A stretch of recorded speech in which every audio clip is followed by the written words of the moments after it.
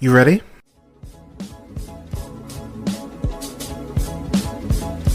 You're listening to the Real Pineapple Podcast Network.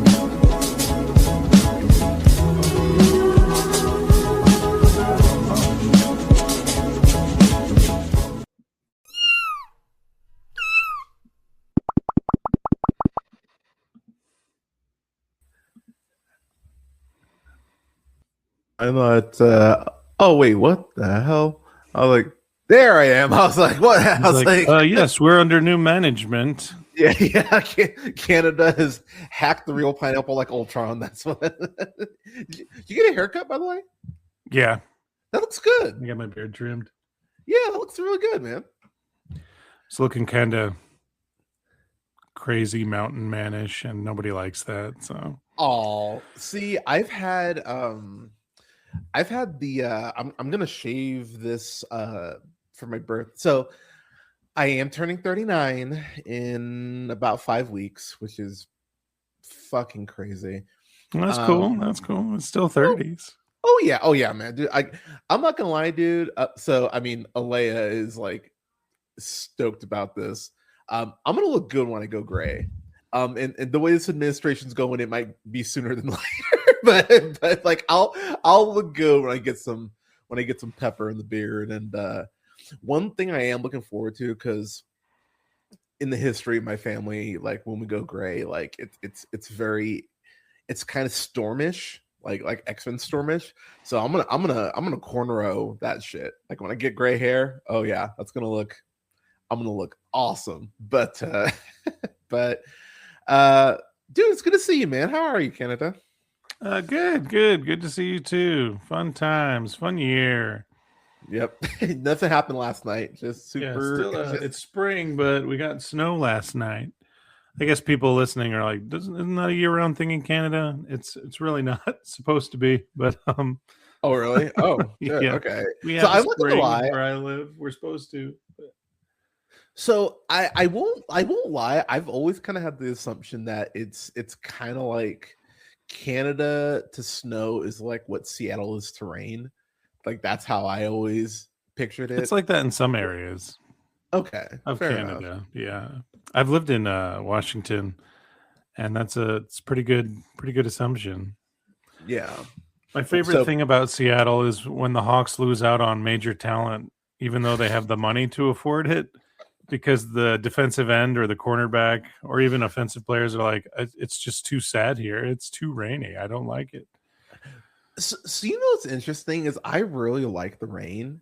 Mm-hmm. So I couldn't do it year round, but I'll be real. If it rained once a week, once a month, I'd be totally fine with that. Wouldn't bug me at all. Like I love when it rains. I sleep better when it rains. I like when things are like dark and cloudy. Like it just puts me in more of a mood to. It's more of a vibe to create, to be honest, to record. So I like it. I like when the weather's like that. It's like Reno just has the most confusing. Yeah, just say where I live, whatever. You can't find me, but that's always the joke I make when I make a Fox News joke. I was like, I'm sure someone at Fox News is like, at some point we're gonna get him. We're gonna get him when he doesn't even know it. But you know, I really like weather like that. I'm going through it because my allergies are always shit this time of year. So I'm just like all the pollen and all that crap. But sounds terrible. But to do a slight humble brag, I've lost 60 pounds since last July. Yeah, July. So I've lost like 60 pounds. And dude, coming up on 39, this is the best I've felt in years, man. Like I was kind of like, wow, like I feel really good. Like I'm toning up, like I'm working out more. You know, job wise, gotta work on that. I want something work from home. I'm putting that into the universe. But yeah, I feel really good. Like I'm just like, oh, like, you know, I have some friends. Shout out to my friend, my lovely friend Maxwell, who turned 30 today. I have an interview I did with them that I need to upload still. I'm actually going to do that because they were giving me shit about it, and I've been very bad about uploading since December. Life has been lifing, people, but I will be better about it moving forward because I have all the stuff I have recorded. I just haven't uploaded it, so I will. So after so real quick, just before we get into the review, into everything proper, I'm off for the next couple days because tomorrow I'm going to be doing my best of, because I really want to talk about some of the stuff I loved last year. But after tomorrow, I'm working like 10 days straight, so there really won't be any streams going on because I will be crabby. But after that, then I'll be on more of a consistent streaming schedule. So, but with that said, I wanted to get this review done because I love doing this review. It's actually my second favorite review I do all year, and I always like having you on whenever we can have you. Which I'm very happy Canada's actually on the review because it has been an ongoing joke in our chat that I've asked Canada probably 12 times to do the podcast, and something has like it's been like Final Destination in terms of Canada trying to record. It's just like something just keeps jumping in the way, and I'm just like, God damn it! And even though, like, to a point that it's a running joke with Alea and I, because I always tell her when it happens, and she's like, "Oh my God, do you feel like?" And she's like, "Oh my God, that's so sad." I'm like, "I know." It's like I feel like Will Smith in the Fresh Prince, like how come he don't want to come on, man? Like that's basically oh no.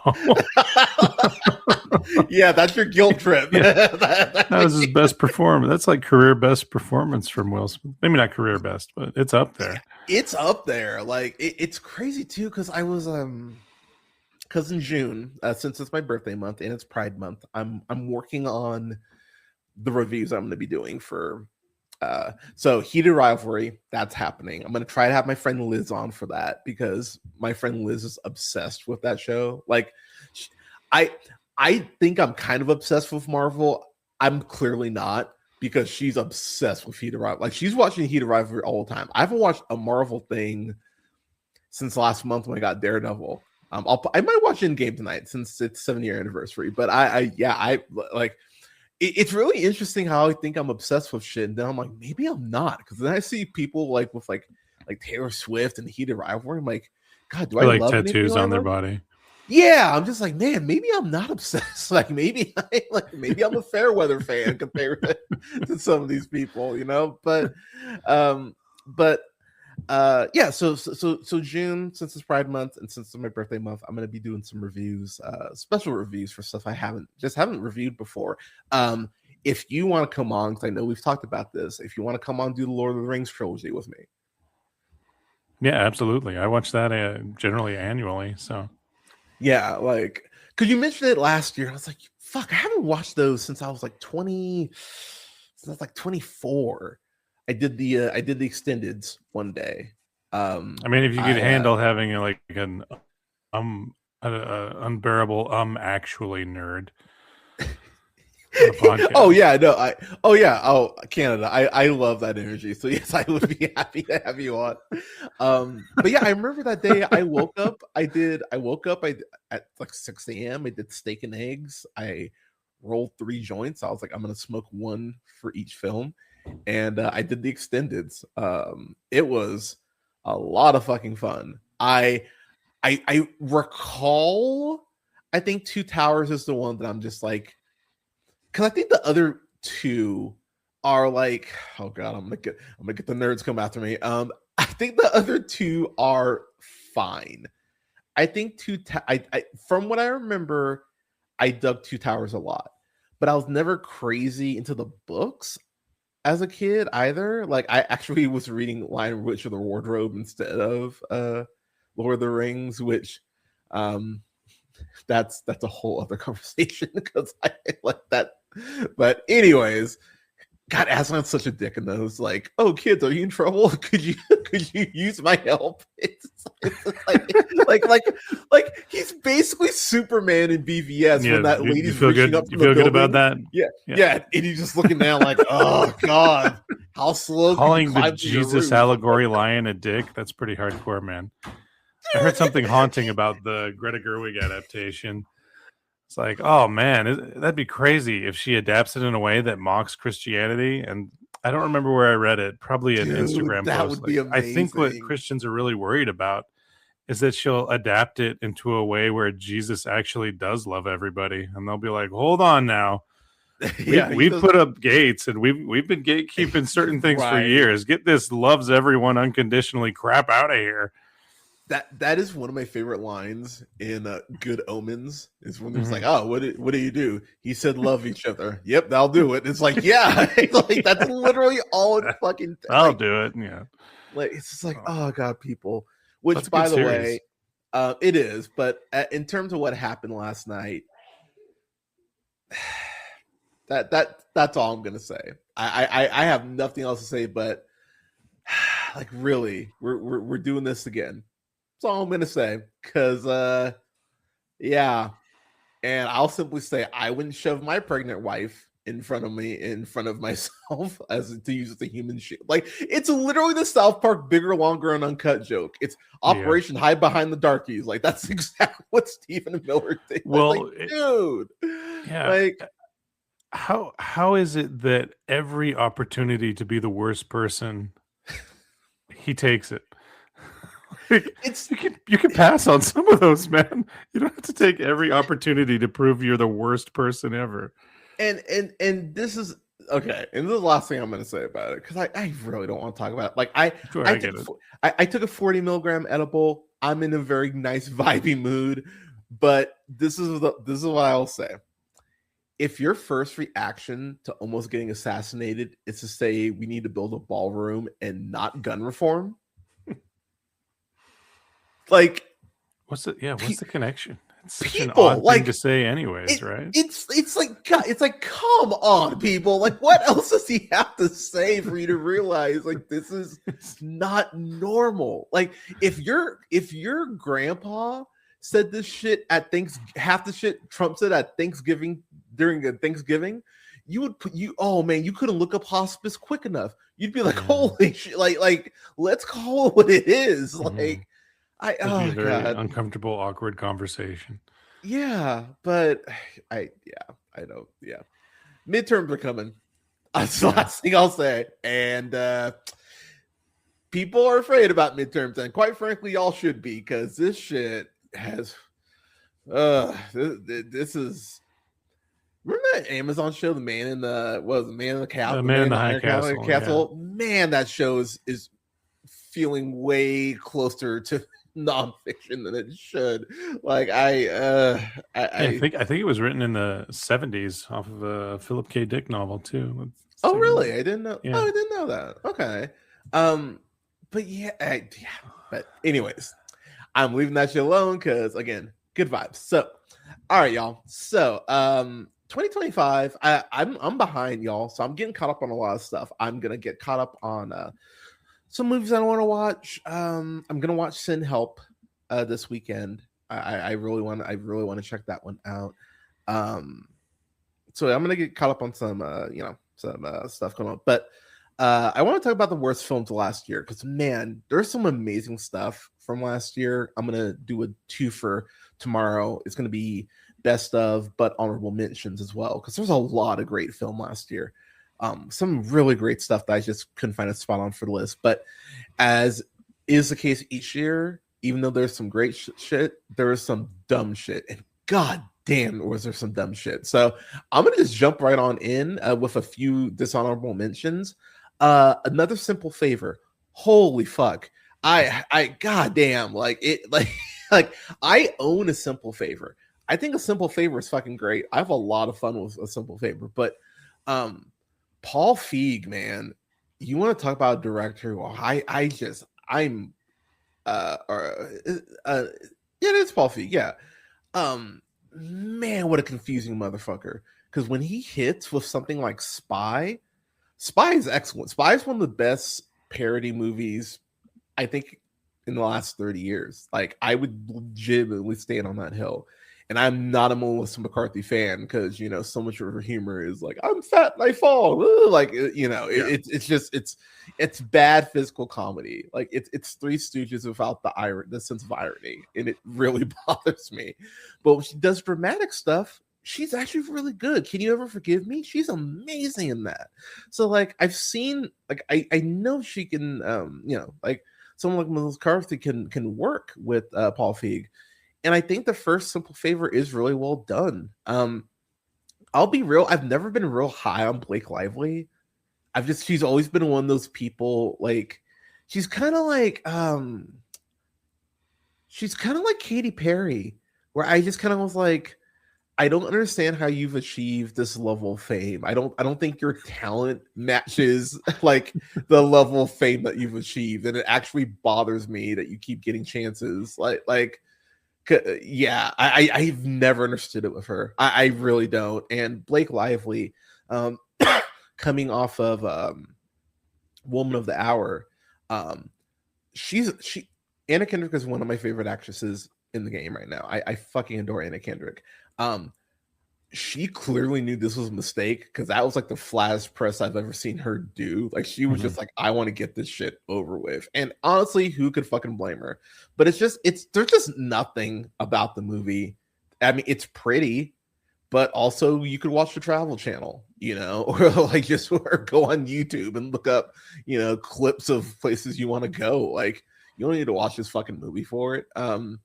Yeah, it's just not good. And it's over 2 hours. A movie like this being over 2 hours, I was like, oh God, can we wrap this the fuck up? Like, I don't care. Like, this is dragging the fuck on. Oh God, I hated that. Oh yeah, the Smurfs. Fuck the Smurfs. I'm so over them trying. That was the latest one a live action or cartoons integrated in live action? Yeah. So I was actually borderline excited from one perspective. I was like, oh, it's gonna be all cartoon. That's something maybe. And then it's like, nope, live action. I was like, God damn it! I'm like, why am I even surprised? Like, it's. I hate that movie so much. It's so like they keep trying, and I'm just like, can you just not anymore? Like, you know what a good property would be to give anime treatment? Do an underdog movie. An underdog movie would be fun. Do another Astro Boy movie. The Astro Boy movie they did in like 2000, I think it was like 2011. That Nick Cage was the voice of. Pretty good. So it's a good Astro Boy movie. Like, there's but they keep trying with Smurfs, and like they have no good ideas. I like, the only reason this isn't on my list is because I watched a movie last night that I was like, oh wow, I hate this way more.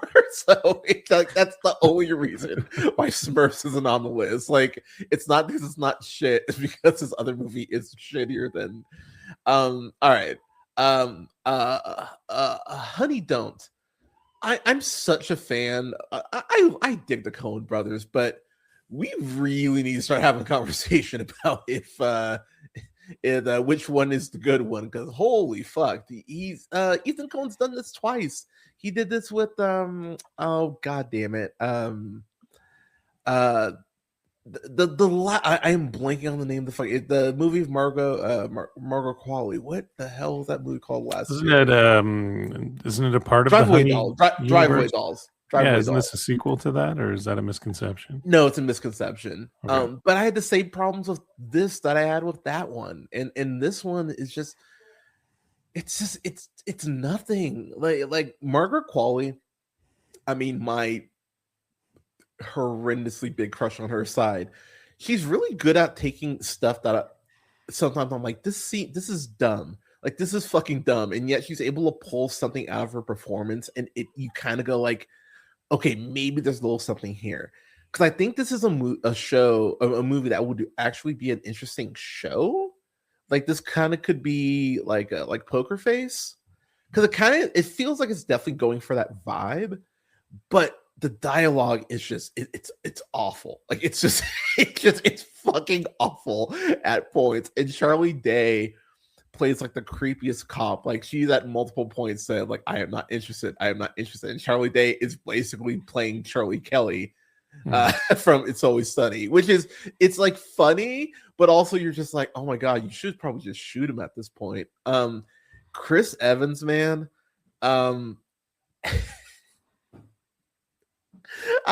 Whenever I watch certain movies, and I credit to you because this runs in my mind now. Oh, yeah. I always love when I watch someone who's associated with Marvel, and I'm like, oh man, this is shit. I can just hear Canada going, "Thank God for Marvel." Am I right? And I'm like the way that you always now hear me say, like, don't look in that bush, or don't go by that unknown sound. Like that's how I am now. That's how I am now when I watch the wind. Yeah, that's now how I feel when I watch people that are in Marvel shit. I'm like, oh god, this is gonna suck.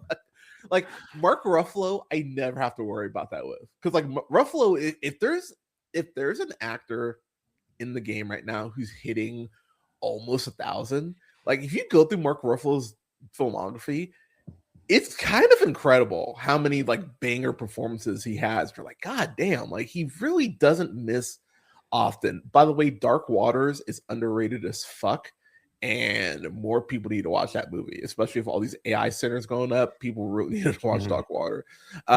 Pretty relevant. It's a pretty relevant film. Yeah, but I love that dude. But yeah, it's just this wasn't good. It tries to be funny at points. Like this is a movie that has a scene of Aubrey Plaza and Margaret Qualley hooking up, like a nude scene. And I was just sitting there, I was like, man, this would be better in a better movie. Like I couldn't even be brought to care about that. I was like, god damn it, movie. like it, yeah, god, it's such a frustrating film. It's because in the back half, it feels like it's starting to get its shit together.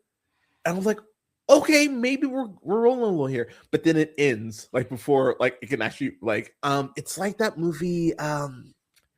It's like that movie that Anne Hathaway did with that she did with the McKinsey, Thomas and McKinsey. It was an A24. I gotta look this up now. It's gonna bother me. While I am looking that up, apparently Mother Mary not getting great reviews. Because I've read some rough reviews on that. I'm like, damn, people do not like this shit. Like, I'm kind of curious. I'm kind of curious to watch it now. No, not Mother's Instinct. Oh, god damn it! What? Wait, was it Mother's Instinct? Oh yeah, do you remember the movie She Came to Me? That movie was terrible. She came. Yeah, I think I did see that. The one with Peter Dinklage. You were like one of the only other people that saw it, dude. I really hate that. And Anne Hathaway was the only interesting character in it. Well, not interesting, but fun, charismatic. Eileen, that's the one I was thinking of. She came to me. It be flat. Yeah, that's my box. 2 stars. But damn, 2 stars. Yeah, fair. Eileen is the movie where she's like Eileen. I don't think I saw Eileen. Yeah, so it's really frustrating. So the synopsis is here: a young woman, that's Thomasin McKenzie, who you I'm trying to think of what you would know her from. You know her Last Night in Soho. She was in Jojo Rabbit too. Oh, okay, yeah, I know who that is then. Yeah, she's fucking great. I'm a big fan. But she plays this like very kind of meek girl who works in this psych ward, and Anne Hathaway's a new psychologist, and so it kind of becomes a little like flirtatious, kind of like I'm gonna get you out of your shell type thing. And just when the movie feels like it's getting going, it ends. Like it's an hour 37, and I was like, what the fuck? Like I thought the DVD broke. I was like, what the fuck just happened? Like I was so upset. And I was like, oh no, this is like act 2. Like you're not even in act 3 yet. What are you doing? And then it just cuts off. It's the same thing with Honey Don't. And I was like, god damn it. I felt like you're starting to finally figure this out. and yeah, and then it ends. And the last dishonorable mention, I don't give a fuck what you musical nerds say. Wicked for Good is not good. It is a shit. It is so close to being a shit movie. It is not a good film. I do not fucking care what anyone says. It's bad. It's 2 stars for me, maybe 2.5. But man, like I remember I had people on my neck last year because they were like, how's Wicked not in your top 10? Because I was like, it's a B- at best. Like, it's not, like, I get it's good, but it's not, it's not Chicago good. Like, people were acting like people were saying it's better than Chicago. It's not better than Chicago. Get the fuck out of here. Oh man, I'm gonna say this shit. I'm gonna get some people so mad. The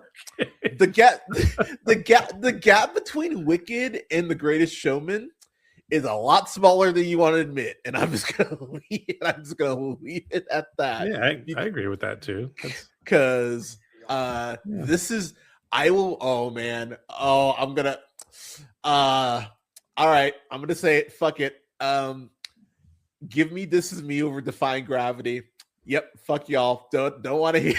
I don't want to hear it. This Is Me is great. It's actually the best song in the fucking musical. Anyway, well, and The Greatest Show is pretty good. I don't know. Like, sorry, I know I'm going off on this Greatest Showman right now. No, This Is Me is great. I don't think these are necessarily hot takes. There are some theater nerds I think agree with you. But what's interesting though is like when I saw Wicked, I was like, okay, there's some really good stuff in here.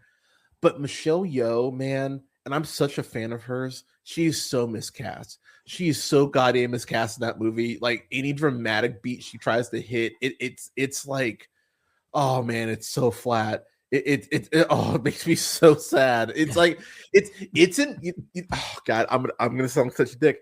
It's embarrassing. It's like Fergie singing the national anthem embarrassing for me. Like she's so miscast. Whoa. Like she's bad in it, man.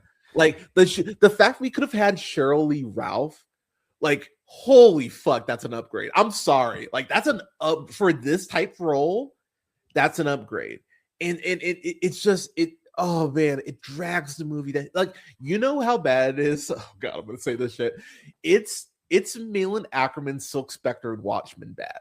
Like it drags everything down for me. And it's worse than Wicked for Good. Like when she tells Glinda, there's this point she looks at her and she goes like, "Do your job and shut up." And it's so flatly delivered. I giggled when I watched it. I was like, "What?" I was like, "That." I was like, "That's how you're going to deliver that line."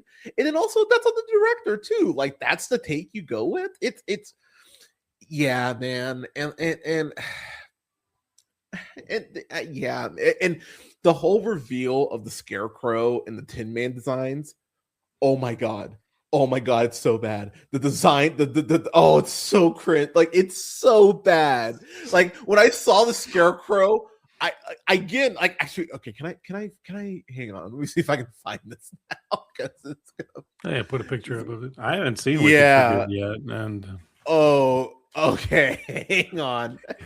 Because after Gravity, it's just kind of over for me. It's always been that way, not just from these movies, but as soon as Elphaba, as soon as she hits Gravity and then leaves the Emerald City, I'm like, what a good musical. The end. And that's not where it ends in the musical either. I'm just saying that's the story, in my opinion. The end. Yeah, no, it's oh my god, it's so bad. It's so bad. Hang on. That's the showstopper. Stop the show. I just put it in the chat, Canada. But it's man, y'all. Like you can look up the design real quick yourselves, but it is atrocious. Like I it's so fucking bad. And I remember when I saw it, it's supposed to be this big emotional moment. I just went, nah, fam, that's not gonna work for me. That don't work for me, brother. I hated it. And just yeah, and the new original songs they added. God, I know I'm just going on Wicked But like, it's not a good movie. It's passable. But yeah, I just was kind of amazed at how meh I was about it. And now we get to see Ariana Grande in a new Meet the Parents, which I'm just like, God damn, it's like 2026. It's just like, gosh, like we're gonna let you know ahead of time, like exactly what's gonna be on your worst stuff. Because I don't see a world where that new Fuckers movie isn't on my worst. I hate those movies so much. Like I think I've only seen each one maybe once. I know, no. So I watched Meet the Parents, and I was like, I don't like this. And then this girl I was seeing at the time want to go see little Fockers or Meet the Fockers. God, that's such a bad pun. You know how much I love puns. That's such a lazy joke. Anyways, but then they did Meet the Fockers, and I remember I was like, God, I really don't like how dumb Ben Stiller is. I think that's something I've just accepted. Is like I like Ben Stiller more as a person than I does when he plays the everyman. Like, because he's so bad at it in movies. Like, he's so bad at it. Like, watching him play Greg, I was like, dude, there's just a point where like you need to pull your wife aside and say, hey, your dad hooked me up to a fucking lie detector machine. Like, can I talk about how that is just accepted in this universe now? Like, Ariana Grande shows up. Oh, hey, let's hook her up to the old family lie detector. I'm just like, this is fucking psychotic. How is no one talking about how gross this is? And everyone just passes off like it's charm. I'm like, fuck out. I hate those movies so much. I can't believe we got to a trilogy, and I can't believe we're doing another one. 4. How? like we only got one girl of the drag. We only got one Daniel Craig Rooney Mara Girl of the Dragon Tattoo film. We're getting 4. Wow. We're getting 4 of these fucking fucker movies. Like and, De Niro and Stiller are on board still. That's wild. Money, man. At the end of the day, this God, what the fuck? What's you know that's coming too. What the fuck is wrong with you? You know that joke is coming. Is wrong with it's you? Gonna be like, ugh. I'm surprised that it says on Google. I just Googled it. It's gonna be in theaters too. That's wild. God, it's so depressing. It'll make money. 4th film in theaters. That's kind of neat. Like, wow, a 4th sequel made it to theaters. It's not. I don't think neat's the word I'd use. After American Pie 2, all those sequels went straight to like gas station. No. They got 4. They got 4. They got 4 too? They got 4 too. Dude. So I'm gonna review those at some point because I actually rewatched them randomly because they were on Peacock, and I was like, I wonder how badly these have aged. Spoiler alert, very badly, by the way. But one thing, now I'm just gonna go off on this actor. I'm just in a ranting mood right now, but we'll get to this in a moment, people. But you know who I've always just never liked, man? Like I remember watching those movies. I just thought, God, Jim sucks. Like even like me at like my kindest, like it was just like this guy is awful. And like the more those films go on, it's just like you're a fucking moron. Like you're just a fucking idiot. Like the first whole thing, fucking a pot. Like how is it in any way like the 10 would be like what are we like? This is it doesn't make sense. Like it's so dumb, and he does so many dumb things where you're just like, dude, if you would just take half a second to think, you would not be in this situation, but you are a fucking idiot. And Jason Biggs, just whenever I see him in things, I'm just like, you're dragging this down. Like you're like everyone else in here is like actively acting, and then there's you. And I can't stand it. All right, getting the list proper. So, as y'all know, I do 1 through 10. I typically cheat a tad and go ahead and have a tie for my number 10 spot, and that is the case here because what's tied for my number 10 is a Fountain of Youth. Fountain of Youth, directed by Guy Ritchie, who, God damn, you want to talk about a dude who I think is just missing over and over and over right now. I think I don't know what happened, Guy Ritchie. Like I don't get it. He's had a lot of misses for me. I think Man from U.N.C.L.E. is fine, but I think it's fine. Like I'm not in love with it. Wrath of Man. I haven't seen Wrath of Man actually. King Arthur. That King Arthur movie is dog shit. That's such a bad King Arthur movie. That's such a bad movie. Oh god, that movie sucked.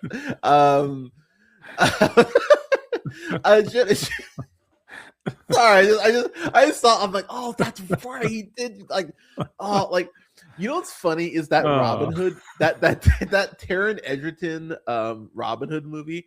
That movie is dog shit as well, but that movie's fun dog shit. Like that's a fun like have some beers and like roast dog shit. Yeah, that King Arthur shit is just, oh man, it's so bad.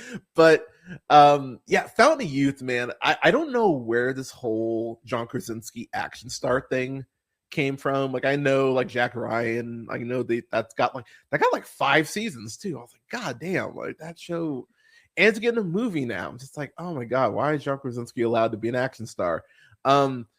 He's an action star in here. He's trying to be Indiana Jones. And he is real like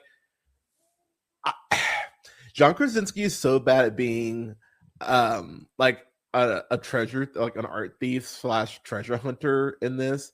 I was like, man, was I too hard on Tom Holland from Uncharted? And I started laughing. I was like, no, of course not. But this is still really bad. Like holy shit. Like John Krasinski, man, like he's acting alongside Natalie Portman, who plays his sister in the movie, right?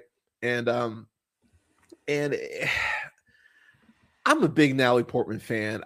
I don't know what she saw in this fucking script that she went, yeah, because it's one of those things I'm just like, this is a weird pairing. Like it's a very odd pairing, and their chemistry is like it's there at points, but then like some of the dialogue is so shit in this movie. The action scenes, dude, there wasn't one I even enjoyed. That I can honestly say, like, ooh, that's kind of surprising from a guy. Yeah, I just really didn't fucking care about really any of the action in here. Yeah, there's this whole kind of like it's there are better action sequences in Archer, and I'm not even kidding. Like I genuinely just watching this. I was just watching this like, man, I'm just fucking bored. I'd rather watch National Treasure than watch this again. This was rough. Yeah, not a fan. Guy Ritchie, I don't know what happened, homie, but you were just you're come on, man. like let's figure it out. Ty, the other movie tied for my number 10. A movie that these actors are going to kind of avoid, and it bothers me that they're going to get to because they should all be ashamed of themselves. Materialists, dog shit movie. Thank God Marvel project. Yeah, exactly. No, it's seriously like I was watching this one and I was like, God damn, he's right. Thank God for Marvel because I saw that one. Yeah. Oh my God in heaven! I can't believe this movie exists. Like someone wrote this and they got paid for this script. Like oh my God! Like so. Dakota Johnson's a very confusing actress for me because there are points where I think she gives a shit, and then I see her in stuff like this, and I'm like, I don't think you give a shit at all, and it's jarring for me. Like it really is jarring for me because I don't know how to feel about her, and honestly, maybe she's that pretentious and smart that's the point. Maybe she is just that level of like, I don't give a fuck. If that's what it is, then you know what? I almost respect it. But man, this movie is bad. Chris Evans playing the, you know, I want to wake up with kids that look like you, and then I'm just like, oh my God, you fucking suck. No wonder she left you. It's like you're like I would have left. Like he oh he's such a punk. And then the whole twist with Pedro Pascal's character being like, oh, I got that. surgery where they break your ankles or whatever to become taller because I was insecure about my height, twist. And I'm just like, I hate this fucking movie. Like I hate it so much. And the fact that there's an SA subplot that they just throw in from fucking nowhere. And then the movie turns into like, well, this happens all the time. Dating. And I'm just like, is that the message of this? And yeah, kinda. It's just like, yeah, this is bound to happen if you're a woman. Like it's such a like it's a little horrifying without being horrifying. Yeah, and they really do just gloss over it. I'm like, wait, what? I'm like, you can't bring this up and just like let it. Oh my god! And then they treated Dakota Johnson's character like she's the asshole for feeling like this. I was like, wait, what? Like she's the one bringing this up, and then it's an issue, and you're just like, yep, we've all gone through it. All right. Anyway, so coffee. It's like, no, this is it. Oh my god, it's maddening. It really is fucking maddening. And look, Celine Strong. I know we disagree on Past Lives. I think Past Lives is fucking brilliant. I like this. I can't believe this is the same person. It feel like it. I don't know what the hell happened. So I'm a little worried now. This, I'm a little concerned. So this is definitely one I would like to not like. I don't think a director has to explain themselves because that just opens up way too many floodgates to be bombarded by insane questions to directors. But I don't know. A nice little Q&A about. So, do you really think rape is like a ho hum thing, or? No, seriously. Just a question. Because that is how the movie treats it. It's just like oh man, that's. Well, I hope this doesn't turn you off dating. Maybe not the first thing to say to a victim of any crime. Like seriously, like oh my god, it's such. Oh my god, needed a time jump, and she was so judgmental of everyone, which made it kind of weird. Yeah, you had a surgery to get taller. You're not the guy for me. Like, really? That's a line for you? Yeah, but I hope rape doesn't turn people off dating. It's such a weird message. It's like if someone gets surgery to make themselves feel better. Studio note, like there's not enough shock in this. Can you? Yeah. Well, but it's like the victim trying to find love and that happening to her is also a more not interesting, but kind of a more important story. Yeah, and that's like film presents aside. itself as important early on. Like this is so important. We're in New York. I'm in love with a dreamer, but a dreamer can't buy me dinner, And what a world we live in. Don't let rape put you off dating. What a great message that is as a dreamer. Just like, oh yeah, like don't. Like she kind of hates everybody, and it's so interesting to watch this and then watch Splitsville because she's kind of doing her Dakota Johnson thing in both movies. Yeah, but in Splitsville it works so much better somehow. It does, but also I think it's because her character is allowed to be more honest about the things surrounding her, and that's what Splitsville's about. Is that scary? Yeah. Honesty. Because in Materialist, they treat her like a bitch for being honest. They're like, this woman got raped. We need to look into this. And they're like, you're being a bitch. Shut the fuck up. And she's like, wait, the whole what? Service should be shut down now. We have to question our lives. And everyone's like, do we though? It's like, no. It's like we have the company softball game next week. It's like, Jesus Christ. Like, can y'all no. It's we should probably try to keep her as a client, is what I'm hearing. Like, can y'all pull your head out of your ass and address this vagina? Anyways, so that's my other number 10. Don't apologize. Completely fair. That's tied for my number 10. My number 9. Oh my god. This is basically a first-time director. This movie fucking sucks. War of the Worlds. Why this was remade, I have no fucking idea. Why they picked it starring Ice Cube, I really have no fucking idea. There's nothing about that. If it's public domain or if someone owns the IP. That's a good question. Because maybe that's why it's Amazon, right? Isn't it an Amazon? I've heard it's just a commercial for Amazon products. It is, yeah. But yeah, essentially it's just that. Like he's oh my god, he's such a gross person. Well, does the joke in here's the big question. Okay, you're a go. fan of the studio, right? Have you seen the full series? Oh yeah, I have. Yes, love Does studio. the joke in the studio where his integrity is not for sale, but it kind of is? Does that land better because of Oh War my of the god, Worlds yes. or Oh worse? my god, yes. Yeah. No, this felt like something where they're like, "Hey, this is like, we'll pay you like 5 million, and you're basically gonna sit at a desk for the whole movie." Well, And there you go. he was like fucking sold, which like I'm just like which here the thing that's really funny about that is like, I maybe a hot take. I enjoy the taking of Pelham 1-2-3 remake as much as I enjoy the original. I enjoy it in a different way, but I enjoy the remake with Travolta and Denzel. I fully acknowledge that probably the pitch to Denzel was, hey Denzel, all you get to gain like 25-30 pounds to play this like trained dude. I can't think of the name of the organization. I'm high, shut up. But like you can put on 30 pounds to play this trained dude. All you have to do is eat.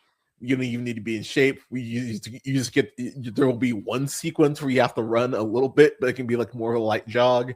And outside of that, you're basically getting interviewed and sitting down. And he was probably like, you know what, that sounds great. I always so I get the pitch to Ice Cube, but like Eva Longoria is in this, and she's playing like someone who works for the government, and it's just, I'm a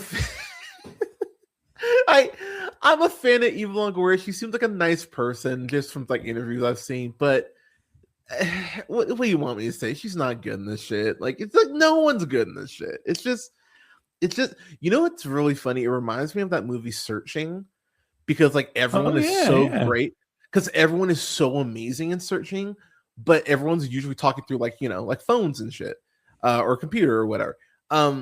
That's essentially kind of what's being done here. Even like the alien attack, it's done through like fake news footage, so they made it like as cheap as possible. They're like, we're not going to show you actual aliens. Like, fuck that. But it's such a lazy movie, and it feels long. That's the other thing. I think it's only like 92 minutes, but it felt like 2 hours. Like, I was sitting there watching it, I was like, can this just be over? Like, it felt the same way. Oh god, that's actually a very apt comparison. It's the same way I felt when I saw Jonah Hex, where like Jonah Hex is only like 84 minutes, but I remember just going like, this is dragging. I'm like, I was like, this cannot end quickly enough. Like, that's how I felt watching this.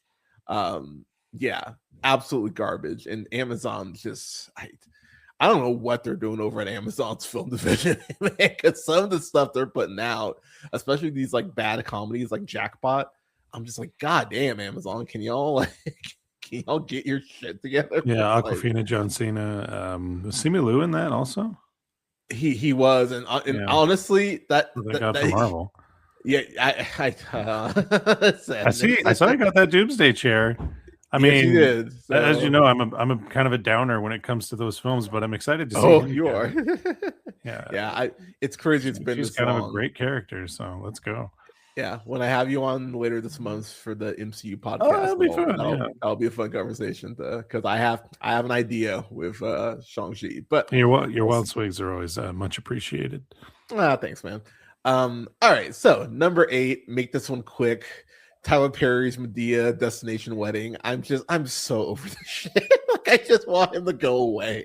How many Medea movies is this after his declared final Medea movie? At like least 3 or 2 4 now. Yeah, it's like 3 or 4. Which I call that, like, I've never done this on a review. I would because when I reviewed a Medea family funeral, I said in that review, I'm like, give it under 3 years and he will be back playing Medea. And it was like 27 months later, a new Medea film came out, and I like cut that clip and put it in the review I was doing. I was like, fuckers, I told you. And I had a couple of people go like, wow, you were on that shit. I'm like, yeah. I was like, but this is just, it's what he always does. It's just this lame ass, you damn woke kids. There's straight up a point in this movie where they're talking about pronouns and how dumb they are, and I'm just like, oh, actually, that might be Joe's College Road Trip. It might be that one.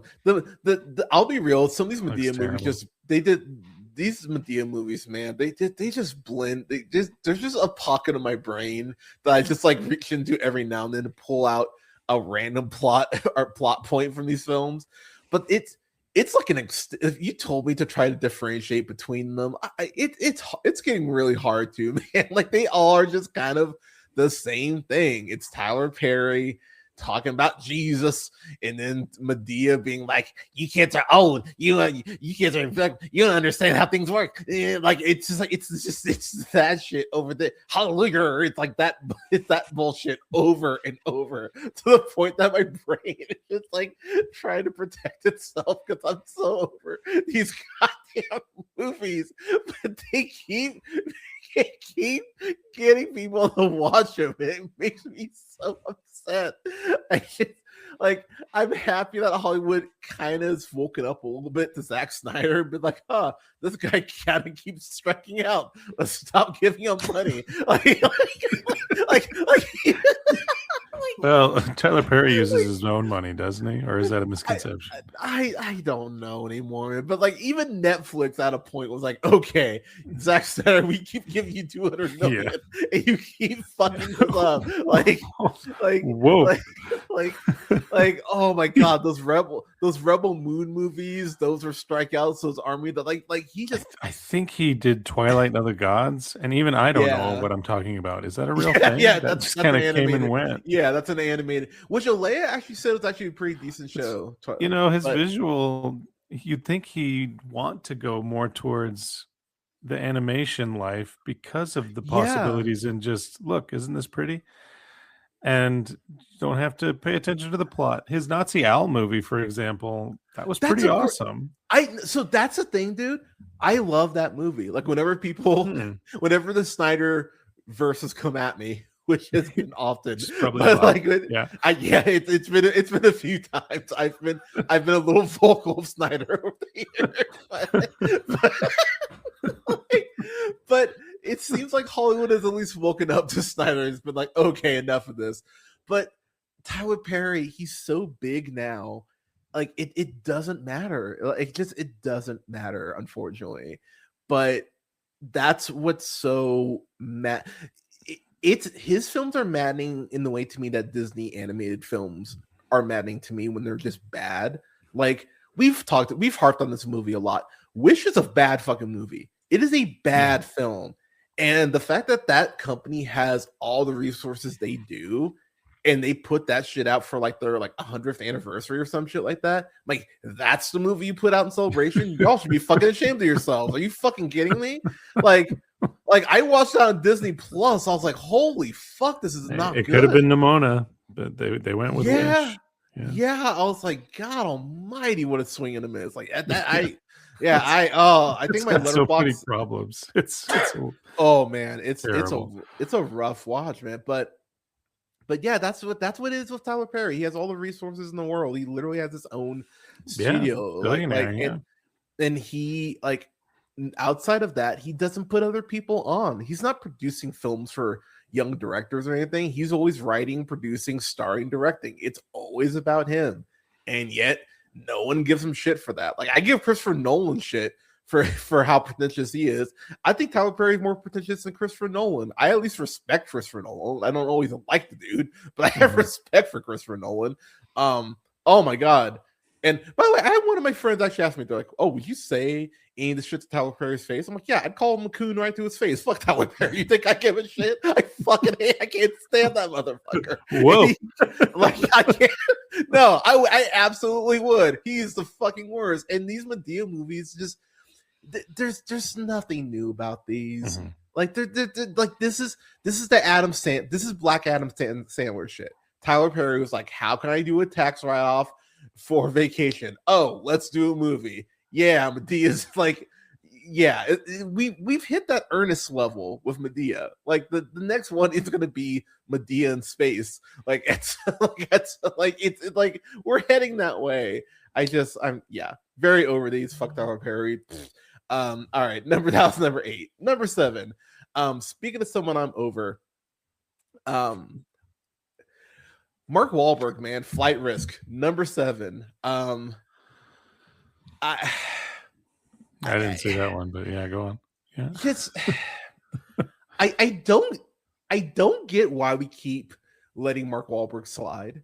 Like I don't get it. Like he's had like okay, I'm gonna pull up his filmography because I was making this point earlier in the chat. Yeah, so look at his last couple of his last 5 years. Maybe there was something in there that's very good. Because there is some.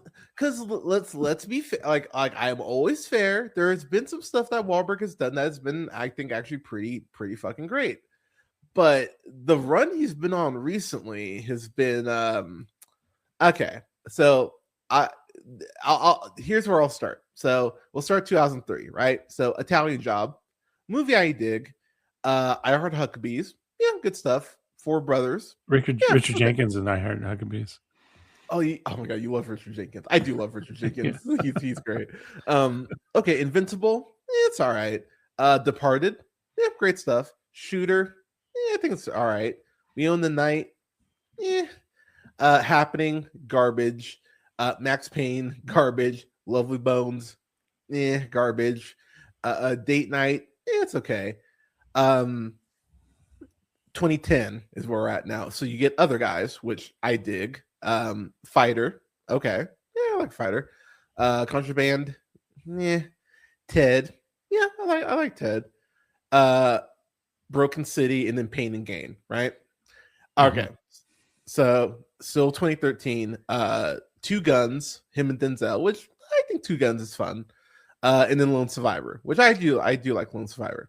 Okay, here's where we start the Transformer. It's going downhill, dude, it plummets quick too, boy. So okay, Transformers: Age of Extinction, dog shit. It's terrible, fucking dog shit. Terrible, it is terrible. It is, yeah. Oh my god, that movie sucks. The Gambler, terrible. That's a bad movie. Oh yeah, that's like him, John Goodman, Brie Larson. I love Brie Larson. I love me some John Goodman. That is a terrible fucking movie. Oh god, I cannot stand that movie. Entourage, the movie. By the way, Entourage sucks. Entourage sucked that it was even on. Like I remember watching that. Even like, so I was like, I would have been like 20, like when Entourage was on. I guess it would have been like 20, 21. I watched it a couple times. It's like, yeah, this is like, these guys are just like fucking weirdos, and then like there's just these fucking assholes. Like I don't like these guys at all. I would never talk to any of those fuckers. But Mark Wahlberg's a Christian in Canada, so he, so he's not he's okay with it because it makes money, but it's just fucking hypocrite. Anyways, okay, all right, Ted 2, which is not good. Ted 2 is not a good movie. Daddy's Home, one of my least favorite theatrical experiences I've ever had. I fucking hate Daddy's Home. It's such is that the Will Ferrell one? Yeah, that's very good. Yeah, that's a bad fucking movie. Deepwater Horizon. Okay, yeah, I'll give you Deepwater Horizon. Patriots Day, aka How I Would Have Stopped the Boston Bombing. Garbage movie, fucking garbage movie. I hate that fucking movie. Transformers: The Last Night, the one where the one where Optimus Prime helped free the slaves. Oh no, that's is that it? Fuck, they all blend together after a while. No, that is the one. Yeah, that's the one because it had fucking Optimus Prime helping with the Underground Railroad and shit. And I was just like, oh my god, this is so fucking yeah. Harriet Tubman was an Autobot and a man. God, so bad. I'm gonna time Daddy's Home 2. Mile 20 Daddy's Home 2. I cannot express enough how much that movie is just terrible. Uncharted, Infinite, Spencer Confidential, Father Stew, Me Time, The Family Plan, The Union, Arthur the King, that one's all right. Family Plan 2, and then Balls Up was the last one. Man, Balls Up pretty bad. It's a lot of fucking misses in there, man. Like so. Balls Up is about wearing condoms and selling condoms, and again, correct. Like, are you Catholic, Mark Wahlberg, or how Catholic are you to be in a movie like that? It's just, I don't understand how this movie got made. It's such a like. There's nothing about it that's like special. It's directed by Mel Gibson, by the way, which it's been a minute, right? I mean, I think I probably I mean, I'm not seeking out Mel Gibson projects these days. I get that. But which Jesus, but don't worry, Jesus is gonna get nailed again coming soon to your God. It's you know what's funny? I make that joke, but you would think, given his whole thing for torture porn, that he'd at least be able to direct a fucking fight scene in this fucking shit. And nope, anytime there's a punch thrown, it does such a quick cut that it looks like the punch doesn't like fully land. So it's like undercutting its own like premise at points. The whole premise is this woman who works for the I think U.S. Marshals, goes ahead, has a prisoner that's going to go ahead and be a witness to testify against this big like drug boss or some shit. And the woman, I don't actually recognize the actress. Oh no, that's Michelle. Okay, my bad. That's Michelle Dockery. You know her from Downton Abbey. Yeah. Like, which, I mean, look, y'all. I mean, I'm black. Of course, I'm not gonna watch Downton Abbey. like, get the fuck out of here. But I've heard she's good on there. Like, I don't know how she is, but I heard she's good. I did like her in The Gentleman, but yeah. Oh yeah, she was in Boy Kills World. I did dig her. I love Boy Kills World. So actually, okay, fair enough. Oh yeah, she was the one that was like really evil and hot. Okay, yeah, okay, I like her. But yeah, this shit, it's Mark Wahlberg being basically Mel Gibson. There's a point where she hits him because he says something that really strikes a nerve. He's like, "Oh yeah, you got me so hard. I'm like a Jackson Pollock painting." I was just like, "What?" I'm like, "Why is that in here?" And the movie has multiple moments like that where he just says the grossest shit, and there's this point where he's like, "Oh yeah, like okay." So he pretends to be their pilot, right, to fly the witness, who's played by Topher Grace. You of course know Eric Foreman from That 70s Show. He goes ahead and flies, pretends to be a pilot to go ahead and take them on this little cargo plane to not Alaska, so it's taking them somewhere. Anyways, but they go ahead and they do that, and Mark Wahlberg poses as a pilot, and so they've realized, oh shit, this guy's like a criminal of this big like family of criminals or some shit. And so they like have him handcuffed, and he's like, "Oh yeah, you can't shoot me, you can't kill me." And I'm just like, you might hit something in the plane. I'm just like, go up to him, just shoot him in the fucking head. Like why would you leave this guy alive? And it makes no sense that she doesn't just shoot him. Even Topher Grace's character straight up says, like, "I told you to shoot him." I'm just like, even he knows, like, you need to just shoot this guy. And the movie just never really makes a justification for why she doesn't, because she has a gun on her. And then it's all this conspiracy shit about, oh, who in the U.S. Marshals might be working with Mark Wahlberg, and how are they able to get the drop on him. Like, it's supposed to be like a mystery, but it means nothing, because fun fact, these other couple people who are supposed to be prominent characters, you never see their faces. They're just voices. Like, they don't even cut to them in their office talking on the phone, which would have been the easiest fucking thing to do. They're just like, "Nope, can't do that. Don't even want to pay an actor to be on screen." And I was like, cool, this is some like, it's fucking lazy at the end of the day. And Mark Wahlberg, I don't even know what he's going for here. He's supposed to be going for this like craze man. Like I this like pervert. Like there's just top points where he just keeps talking about getting hard because of the violence. I'm just like, all right, like it's like no, that's in here. I didn't recognize the guy who wrote this, but I'm gonna be real, dude. I hope you never work again. I like I hated this.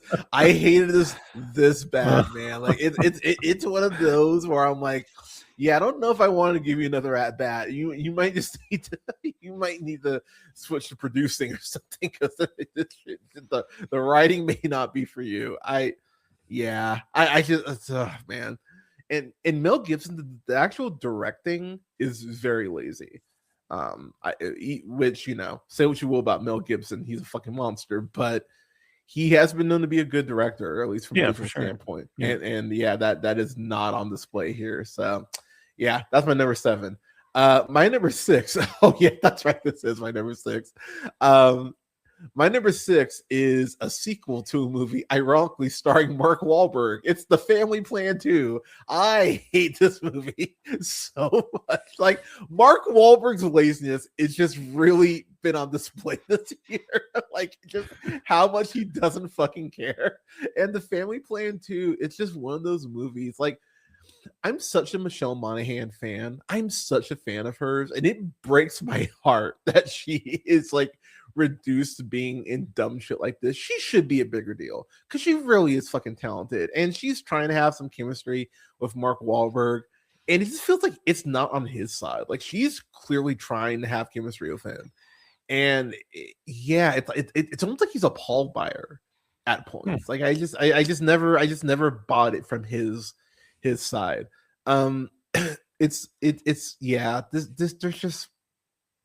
There's no chemistry. Pardon me. We'll cough there. Pardon me. But there's really no chemistry. The whole actual plot, like, you just don't really care about what's going on, and they treat their daughter so bad. That is a huge pet peeve of mine in films, is when parents show up at their kid's house uninvited, and they're like, surprise, and they're like, what, you slept with someone? It's like, don't come into my house. Don't come over uninvited. Yes, like, it's pretty rude. Like, I don't like, it's very rude. Like, I don't owe you an explanation. Like, right. It's really gross how they actually approach that. There's also this kind of weird, not even kind of weird, the weird subplot where, like, Michelle Monaghan's daughter in this, the boyfriend that they end up meeting, he takes his shirt off a couple times, and Michelle Monaghan's kind of like, oh, like, hi, and I'm like, that's your daughter's boyfriend. What the fuck are you doing? Like, but they repeat that joke like 4 or 5 times. I was like, all right, like, is this supposed to be fun? Like, it's just one of those things where I went, there's no reason for this to fucking be in here. And at the end of the day, man, I think Apple Plus, whatever they fucking call it, I think it's actually an underrated streaming service, but their misses are among, like, some of the worst misses, like, each year. And this was just something I couldn't believe that they put money behind this. I couldn't find a budget for this because I was looking, but this is probably at least $100 million, which oh god, like, that just makes me incredibly sad. so yeah, no reason to watch this. There's nothing here for you. God, this was rough. So yeah, that's my number 6. My number 5, continuing a theme from the last film we just watched. It's directed by Simon West, who you know from directing. He's actually directed like one thing I like. So he's directed Con Air, but Expendables 2, which I'm not a fan of. The Mechanic. I have fun with The Mechanic. I haven't seen Wild Card before, so I don't know that one. And he directed The General's Daughter and the new Christoph Waltz movie Old Guy. But what he's directed that's on the list here is the Rebel Wilson movie Bride Hard, which God damn, this movie's bad. Like it's. Hey Bradley, did you ever want to see Die Hard, but it's at a wedding? Well, maybe when you put it that way, it sounds pretty good. No, well, it's not. not in this case. Like, no, you don't want to know that. Okay, it is. This shit is booty, man. This is just a bad. Like this is just. It's one of those things where, like, as I'm watching it, I genuinely got angry, and I got angry because I watched something like Bottoms, and something like Bottoms is one of those movies that actually ends up being a really fun action movie in this last 20 minutes, but it's so well written, it's so well acted, the jokes are on point, but it's one of those movies that I know that like women will watch and be like, hell yeah, this is a movie that we could do like a movie night. I could do like a movie night with my friends too. Like movies like that, movies like Booksmart, stuff like that. I want there to be more, like, there should be more female-led just action stuff in general. Like, I know people weren't super high on Gunpowder Milkshake. I enjoyed Gunpowder Milkshake. I have a lot of fun with that movie. I enjoyed I enjoyed the hell out of Ballerina, the John Wick spinoff. I thought that was a fun fucking time.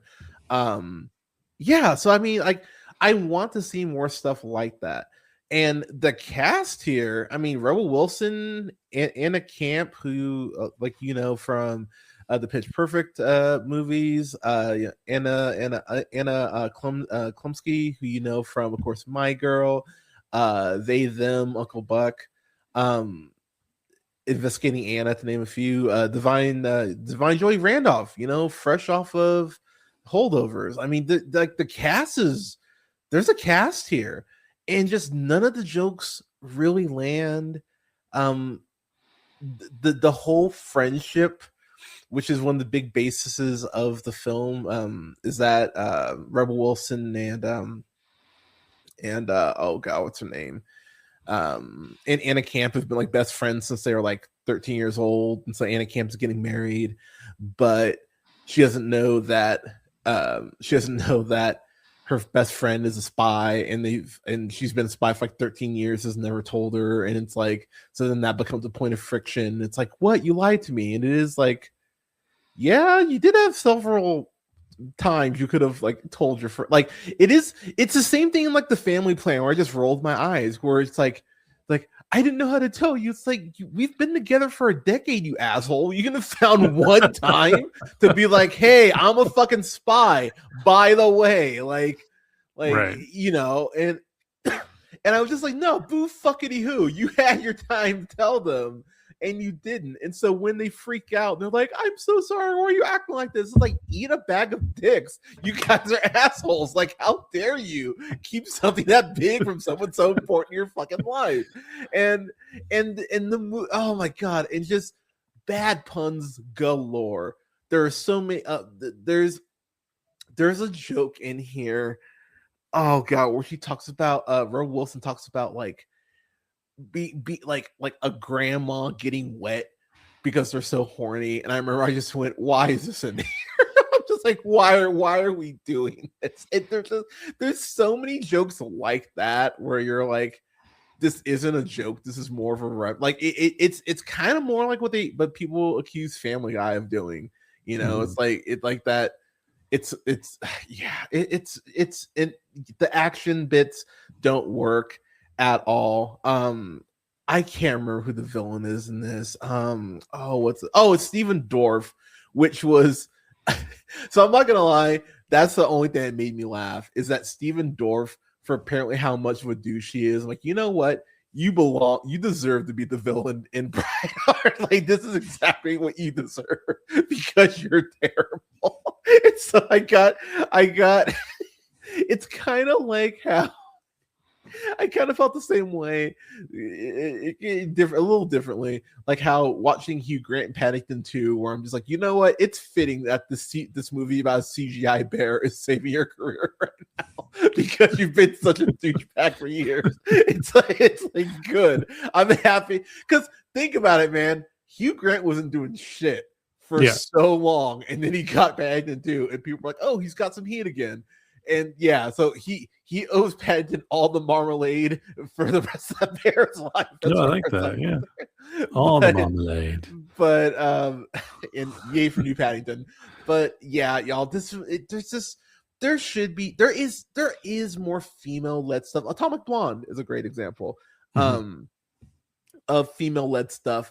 Old Guard. I can't bring myself to watch Old Guard 2. I've just heard it's bad. But yeah, y'all, don't watch this shit. This movie it really is not worth your time. And Rebel Wilson, man, I don't know, man. Like, speaking of someone who's had a lot of at bats, man, I'm kind of at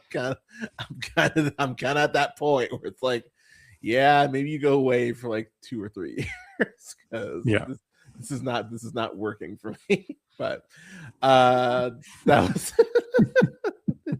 yeah, because at the end of the day, it's about me. I mean,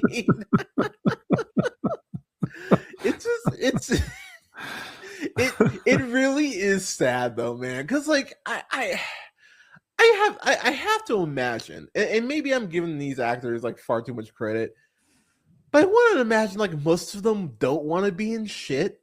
You know what I mean? Like I would imagine they like have some sense of pride, but like I think about that with someone like and I'm not just bringing this up because he's MAGA. It's also because like I think he's always been terrible. But it's like something like Rob Schneider. Like Rob Schneider is objectively bad in like 95% of the things that he's in. Like he's an awful fucking actor. Like there is no one like he owes Adam Sandler everything because that motherfucker has kept him around like really up until maybe like 6 years ago where you know he went like real MAGA and Adam Sandler's kind of like, all right, like enough of that shit. All right, replace his number with Steve Buscemi's. Yeah, right, exactly. But man, like I just think about just some of these people. Just it's like, man, you should care more. Like this is a reflection of you, and you're just kind of like, whatever. But yeah, Rebel Wilson. I hope you get together because yeah, she had this Netflix movie about like being about going back to high school. That was fucking terrible, and I'd already done my worst stuff. That probably would have been on the list that year. I can't remember what it's called, but it's really bad. Yeah, I might have to look that up because I'm blanking on it. Let me look this up real quick. But while I'm looking that up, my number 4, Hello Darkness, My Old Friend. It's Tyler Perry's Straw. That's the movie with what's her name? Oh my god, I can literally picture her face. Taraji P. Henson. There we go. Where basically it's basically Tyler Perry's, you know, the very worst, very bad day. That's essentially what this movie is. But it's every time it's everything about Tyler Perry when it does a drama. It's over dramatic. It's everyone in this world is just the biggest piece of shit. Like they might as well have long mustaches and be tying people to railroad tracks. Like everyone, this is so cartoonishly evil. Her boss is like, "Bitch, you were 3 minutes late." Or no, like 20 minutes late. I should fire you right now. As a matter of fact, yeah, I am gonna fire you. It's like, oh my god. It's like, oh my god. Just make this shit stop. And the whole twist that this movie has because she's trying to go ahead and work so she can afford medicine for her daughter. The whole twist at the end, which I'm gonna spoil right now because I'm doing y'all a favor. The fact that her daughter died earlier in the movie and her robbing the bank and all that was after.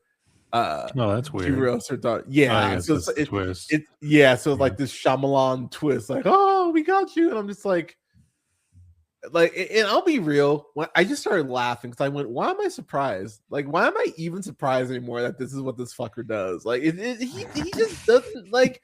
He doesn't give a shit. It's like it's never been more clear how much he just doesn't fucking care. And I understand the Taraji P. Henson. I think I saw like I think it might have even been last week where she was talking about like I work with Tyler Perry because you know no one ever gave me a franchise or something like that. And I'm just like I understand being bitter about not having a franchise. Not everyone gets to be that actor, but also, girl, like you keep working with Tyler Perry. Like you're gonna put yourself there or not into a box. Like I wouldn't want to work with you either, considering you keep working with him. It's just like, and I'm a fan of hers. Like, but goddamn, it's exhausting, man, to see every Black woman has to just be in the lowest spot of their lives in every single one of his fucking films. They're either broke, they're destitute, they're being abused by their men, they're treated like a slut. I just like, it's like every single fucking negative thing that he can throw out in terms of Black women, he constantly fucking does, and it's so tiring to realize that people just don't call him on it. Brandon, shout out to Brandon. Brandon saw it and he was probably as upset as I was. He was just like, God damn it. And I'm like, dude, yeah, this is what he does, man. But that's my number 4. My number 3, speaking of someone we need to have a conversation about, Hurry Up Tomorrow. Look, I know people like Wednesday, or I think they like Wednesday. That's like one of those shows. Wednesday's like the most popular show on Netflix, right? Is it really? Damn. Okay. Look, I know people like Jenna Ortega. Dude, having this and Martin Freeman one. Oh, and I'm God, something about the Millers. No, what's that called? No, hang on, I'm looking up right now. Not Miller's Girl. Oh, Miller's God damn Girl, it. yeah. That dude, that was some bullshit. That is a bad movie. Jenna, what you doing, homie? start reading these scripts. Who wouldn't want to try to work with The Weeknd, though? I'd imagine she signed on to this before The Weeknd's Sam. He was in the Sam Levinson show, right? That just kind of the Idol, without the Idol whisper. Everyone was just like, "Ew," and then that's it's such called The Idol. Yeah, the Idol, right? Yeah, The Idol, yeah. So what is this one even about? The only thing I know about this one is people share the GIF and the meme that's going on because of his bad acting in it. So, all right, this movie. Here's the thing: I don't even understand. Like, this is one of those films that, like, as I'm watching it, I'm like, I don't know what the pitch even was for this, because like so basically, this is the synopsis on Letterboxd. A musician plagued by insomnia is pulled into an odyssey with a stranger who begins to unravel the very core of his existence. That's what that says. They say, right? Okay. So Jenna Ortega is basically this girl in the film who is like an obsessed fan that he has history with. The Weeknd is this big pop star who is like becoming obsessed with her, and then they're like in this like weird kind of relationship. It's kind of like a cat and mouse type thing, but she's psycho, and so she ends up like tying him up at a point and holding him at knife point and making him be honest with her. Like it's such a weird fucking movie. And honestly, there's no one in your house that couldn't be a better actor than The Weeknd in this. Like he is awful. He is so goddamn awful. Like awful in a way that like it's almost one of the most impressive bad performances I've ever seen. It's so I remember this is a very, oh God, this is gonna sound like such a dick move, but fuck it. It's like when I saw I lost a bet to a friend, and so they're like, you have to watch any movie like comedy I pick for you to watch. I was like, all right, fine. So he made me watch Larry the Cable Guy's Witless Protection.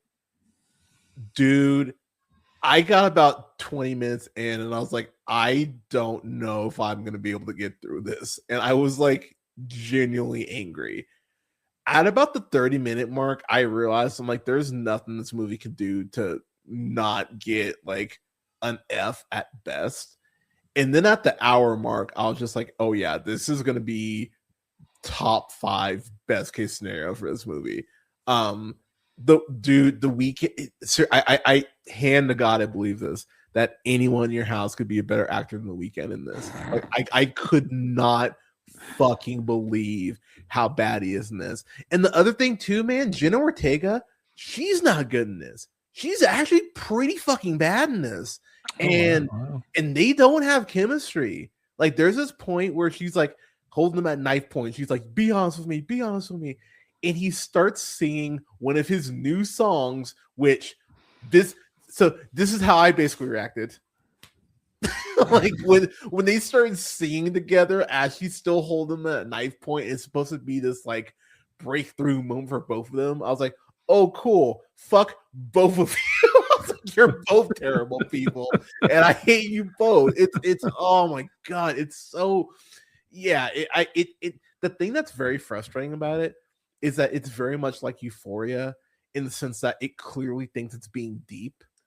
You know what I mean? Like where like if that like where like those people who study another religion, they're like, oh, I'm deep because I've gotten outside of the Western philosophy. You know what I mean? Like that level of pretentiousness. Like that's what this movie is.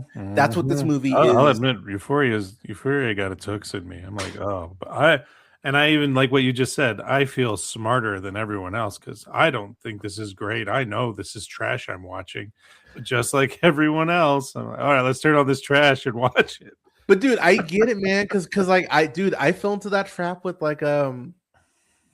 Teen Mom, man. Like I was just like I fell in this loop where I'm like, okay, these girls are gonna get it together and they're gonna figure it out. And then I realized there's just a point where it's like I'm just torturing myself by watching this fucking show, and I'm bumming myself out.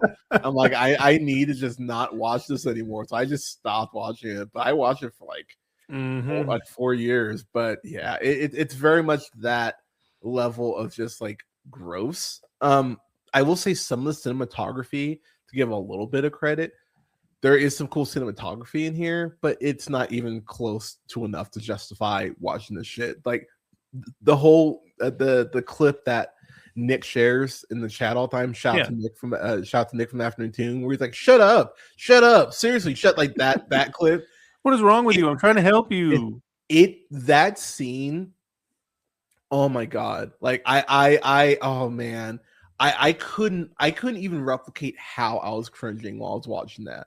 Like I was a positive way to look at it. Like for me, the silver lining positive is, oh wow, The Weeknd has never told anyone to shut up before, because this portrayal of telling someone to shut up you're mad at looks so fake and silly that he must have never done it before. So that's good for him.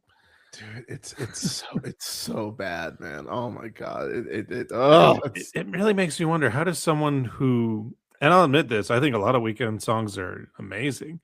How does someone who knows how that kind of connection between emotions through sound, or I should have just said an artist, how does an artist not know how to act even a little bit? And I think there's a real conversation there. No, I think that's an actual fair. Marshawn Lynch, of all people, he's a great actor. Yeah, he pops up in HBO shows and comedies every once in a while. And every time I'm like, oh, hey, that's Marshawn Lynch. And as the scene goes on, every time, Hunter, I'm like, damn, Marshawn Lynch is kind of amazing at acting. So I didn't mention it as a dishonorable mention, but I should have. Love Hurts, not a good film. Quite bad. Marshawn Lynch is one of the few things about that movie that I was like, wow, this is actually kind of fun. Like he's at least he's in that Euphoria scene where the guy's all like, I'll explain why pig is worse than the N-word. And the look Marshawn Lynch gives the guy while he's explaining is so authentic and real. It's like, wow, Marshawn Lynch, once again, he's like, I don't know, there's something about the way he chooses to be in a scene that's so relatable and so not something that it seems you can teach. So anyways, yeah, I hope The Weeknd gets who's that one acting coach that Steven Soderbergh usually gets that I know really you're brings the talking best about. out of. Yeah, get that team, call up Soderbergh, because Soderbergh, I'm still thinking, is batting 1,000 when it comes to that person can't act. Like, I think Alex Pettyfer is dreadful, but his best performance is in a Soderbergh movie. Yeah, I don't think that's a coincidence. Oh yeah, no, 1,000%. Yeah, like you see him in Beastly, and you're like, how the fuck is this the same guy? like it's horrible. Yeah. I'm ugly now. Oh, my horrified, ugly face realization is the same face I made yesterday when I was beautiful. Like, what's going on, man? Emote. It's so bad. It's so goddamn bad. His acting class was just a Calvin Klein picture of a model, and he's like, I could do that. He's so terrible. Oh, it's so bad in it. All right. My number two film. Number two, man, I the only reason this isn't number one, and I'll get to why, but that would be a spoil my number one. But I'll get to that once we get there. It's The Electric State. There are not enough words to describe how much this movie genuinely pisses me off. Let me see how much that costs real quick. I saw this one. It's the literal first thing on my letterbox. $320 million. Wow. 300. Let me say it one more time, people. $320 million fucking dollars for this piece of shit. Are you kidding me? Do you realize what $320 million could do? Are you fuck out of here? $320 million. Like, look, we need to have a conversation about the Russos. I know some people are really excited that they're coming back. Thank God for Marvel. Thank God. So, for not just the actors, but the directors too. Y'all, I'm telling you, like, look, am I excited for Doomsday? Yeah, I'm excited because, hey, Fantastic Four meets Wakanda. I'm excited off that alone. I won't even lie to y'all. But am I way more concerned? Like, the other ones that the Russos did, I had no concerns at all. I'm like, oh, yeah, they'll nail this shit. They got this. Now, my level of concern scale 1 to 10. Like, I'm at a 4. I'm a little worried about this. Like, they could really fuck this up. Because between this and Sherry and the Gray Man, was it the Gray Man with the drones, all the weird drone shots, and then everyone was all, ambulance had better drone shots. We should have given Sherry and the Gray Man, like those are two big ass fucking misses. And then they were producing that show Citadel, that Amazon action show, which is fucking garbage. Is Richard Madden in that? Jenna Coleman's husband, right? I think so. Hang on, Citadel. They're super cute couple, I know, British couple, I think. Yeah, Richard Madden. I'm a fan of Richard Madden, but that's a bad fucking show, man. Yeah, it's a bad fucking show, boy. So like the Russos, man, like they're skidding right now. So I'm like, while I'm excited, my level of concern, I'm a little worried. So we'll see. But this shit, we need to have we're having some conversations today, because we need to have a conversation about Chris Pratt. Because man, this motherfucker is just like if James Gunn is not writing for him, he is just in a world of hurt, man. And anytime he goes anywhere close to sci-fi outside of Guardians, his shit is god fucking awful. Do I even need to remind y'all about Passengers, how bad that shit is? Oh, hey, let me trick the woman that I don't even lust after. Let me read a file on everything about her so I can trick her into falling in love with me. Love, fuck you. That's one movie. There's a Tomorrow War, which, oh my fucking god, like they really are trying to sell you on Chris Pratt being, an action star outside of Guardians, and it is not clicking, y'all. Jurassic World, that trilogy, I don't give a fuck what anyone says. Dominion and Fallen Kingdom are two of the worst films in the last decade. Those are dog shit Jurassic Park movies. Oh my god, Clone Girl, I let them out because they're like me. Fuck out of here. Killer. Like it's like, oh my god, and it is amazing. So Bryce Dallas Howard, God bless her, she's trying so fucking hard. She's trying harder than the script definitely is for her character. She's trying so hard to get something out of that. And you know what it is? And I'm dead serious when I say this. She's too much of a woman for Chris Pratt. And when I say that, I mean she had reading up on her and stuff.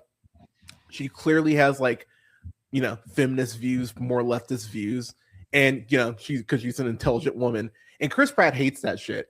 I guarantee you that's why they don't have chemistry. He's like, you're not docile enough for me. Because that's exactly why he left Anna Faris. Because I'm sure Anna Faris actually, had opinions and shit. He's like, oh, I can't have that. Let me go ahead and have a real kid. Like, fuck out of here, man. Like, dude, I can't stick. Like, and I'll spoil it right now. A movie that's going to be on my list next year, because I already know it's going to be on there. That movie Mercy he just did. Fuck that movie. He oh my god, that movie sucks. Like Chris Pratt, man, he just might not be like.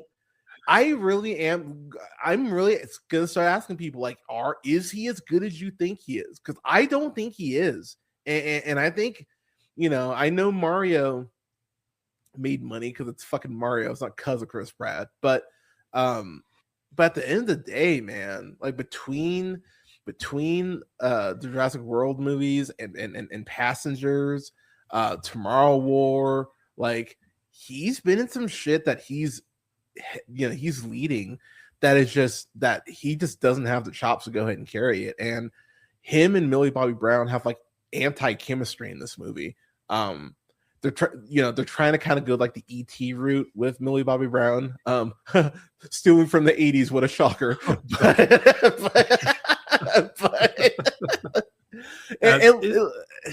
Is this a pro AI movie? I did see The Electric State. I'm going to say it's not a pro AI movie because I don't think it has any ideas about AI or anything really.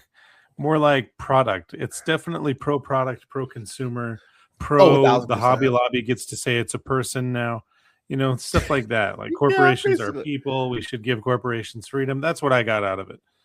As far as messages go. But yeah, what do you think? Dude? I'll be real, dude. I think you kind of just hit every point I was about to make. Like it is very much like, hey, look at this mall full of stuff. Wouldn't you want all this stuff? Well, not really. No, you do. You really want this stuff. Like you want your own robot. Wanting stuff is a freedom of expression. So if you don't buy all the stuff, you're not free. Like they have Millie Bobby Brown talking to robots. She talks to more robots than she talks to people in this movie. The movie could not more like. If they were all just BB-8s, it'd be a Disney movie. Like, look at her talking to all these BB-8s. Look at how cute they are. Don't you want your own BB-8? You should go on Disney.com and buy your own BB-8. It's like, it's such a goddamn. Like,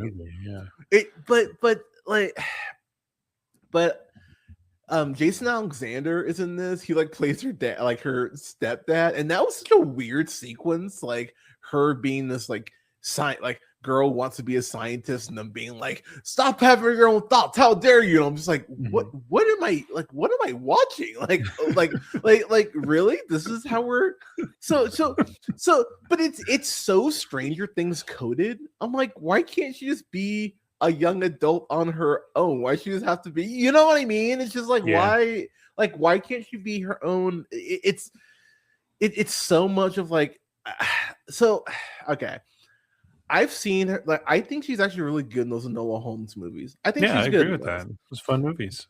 But then I've seen her and stuff like that Godzilla movie. Oh my gosh, she sucks so bad in that fucking movie. Her and my Vera Farmiga.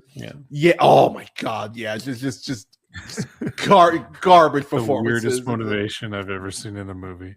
It like when she explains it, you're like, wait, what? Like that's not. What are you talking about? Yeah, like there's no poisoning. Did you get radiation poisoning, and now that's what's speaking to us? Your condition. Yeah, it's very Amazing Spider-Man 2 coded in that way, but yeah. That's a good. Yeah. But both those actors deserved way better characters that had to speak crazy like that. But I really am wondering if Millie Bobby Brown is like Is she good? Like, so I'll be real. I haven't watched. But I know I say that, but like I see Sadie Sink and stuff, and I have no doubts. I'm like, oh, she's gonna be something. Like she's gonna keep ascending. Millie Bobby Brown, like I'm kind of like I don't know, like. So I have not finished Stranger Things season 4. I have not finished season 5. I have no idea how the show ends. I don't know anything about spoilers. Blah blah blah. Yeah. Without spoiling any of that, I think Millie Bobby Brown is fine. I think they didn't know how to make 11 grow naturally. So just kind of kept telling her to be like, do the hand thing, and you're kind of bald. That's your character. Which is unfortunate because, like you said, Sadie Sink and Maya Hawke are chewing the scenery and delivering the monologues that are memorable. And Winona Ryder as well. And poor Millie Bobby Brown is like, I'm 11. I'm weird. I'm going to raise my hand. But yeah, the Enola Holmes movie is very, very charming, very cute. Yeah, but watching her in this, I was just like, this is a weird movie, man. It's not only just like it's not only like a weird movie. Like, there's no natural pacing to it. I think that's the thing that kind of like blew me away about it, is that like for it being kind of this like dystopian / action movie, it never really gets into a rhythm. It actually kind of reminds me of John Carter in that way, where I was like, it doesn't really ever establish itself enough for you to know how to really watch it. And there's nothing visually. That is one thing that blew my mind. The visuals in this for 320 million, man, I couldn't have cared about anything I was watching. Like the robots or anything. I was like, you know what this made me do after I watched this? I actually watched Pacific Rim. I was like, yeah, there you go. Robots that I actually like give a fuck about and actually can have fun with. I didn't give a fuck about any robot in this movie. And like I was just like, oh, well, like the movie itself is based on artwork from a Swedish artist named Simon Stallenhag, and his artwork, you just take a look at it after if you can. It's kind of profound the way that his still images of like a robot just chilling in nature with a bird, has more to say about life and the pursuit of things than this almost 3-hour movie. Like, and how did that happen? How did that happen? So I'm so happy you brought that up, because I started watching this. I remember I watched this like a couple months ago, and I was watching it like at 11, because I was just like, I'm awake, maybe this will help me go to sleep. And the more I was watching it, the more I was genuinely amazed at just how lifeless everything was, and how everything felt so, I think you just used the term ho hum, like it's very ho hum. It doesn't have any sense of urgency, even when things start to quote get intense. And I'm just sitting here going, you haven't established anyone enough for me to fucking care about you trying to switch gears now. And like Chris Pratt, like his whole bit is like, oh, I have this robot sidekick and we fight like an old married couple. Like, isn't that fun? I'm like, oh, Chris Pratt playing someone who has a subservient spouse. What a fucking stretch. Like, it's just like are we just not seeing the fucking pattern when he does this shit over and over again? Like, it's like, fuck out. Like, I'm sorry, is that not weird to anyone else? Like, this happens a lot with Chris Pratt movies. I'm like, okay, like Gamora is kind of the exception, not the standard. So like, are we gonna talk about that? No. Oh, all right. Well, fuck me, I guess. But watching this movie, so much of it is on Chris Pratt, because there's like there's several scenes. He's like the co-lead. Yeah, he's the co-lead, and I'm just watching it. I'm going, man, you don't have the chops to do this, man. Like, there are some points where he's really supposed to get like emotional. Like, there's a point where his robot's in trouble and he's like still supposed to be crying. I'm like, oh my god, no, my friend. It just nothing. I felt nothing. I was like, god damn, dude. Like, you can't, like, dude, Milo fell asleep in my pile of clothes back there. That's literally why I have the pile of clothes back there. He fell asleep in my pile of clothes. I got teary-eyed last night watching him this morning because I was getting stuff recorded. I showed more emotion over my cat than this motherfucker did about a robot he's known for 20 years. And it's just like, oh, all right. So yeah, you don't fucking like you can't even do that. You can't give me a tear. Like, yeah, fuck out of here. And like like the one guy, God bless him. I always say his name wrong, but Ki Hoi Kwan. I love that dude. I genuinely love that dude. And like, while Love Hurts is not a good flick, he is the one thing in this movie that is like feels earnest. Like he's the one person who actually feels like I just think he's always just so happy to be getting roles and that he gets to live his dream, that his earnestness comes through, even if that's the baseline, if that makes sense. Like, no, it does. And he's like the one thing in this movie at points that has some light. But then there's even almost this point where like Chris Pratt almost knows it. So Chris Pratt almost is like, you know, it's like you remember the talent show episode of SpongeBob where Squidward thinks that everyone is cheering for like everyone thinks everyone's cheering for him. That's where it feels like with Chris Pratt, because like Keo Kwan at points you're like, oh wow, he's bringing this energy, and Chris Pratt's like, okay, let me get back in front. No, co-star. Like it's just like this is supposed to be a family film. And Kei Kwan knows that curiosity and excitement make a family film bigger. And he brings it to that. Like Millie Bobby Brown's like, this Astro Boy robot, I forget what his name is, maybe Astrobot. Maybe. It's my brother. And for the first time in the whole fucking movie, someone finally says, oh my, really? Holy shit. And I was actually excited about it. I'm so happy you brought that up, because that is he's like going nothing. A mile a minute. Like the idea that consciousness and a soul can exist, that alone is amazing. And you're telling me your brother's this robot? And Millie Bobby Brown finally is all like, oh my gosh, someone's excited about it. Yeah, I'm just bumped up a little bit.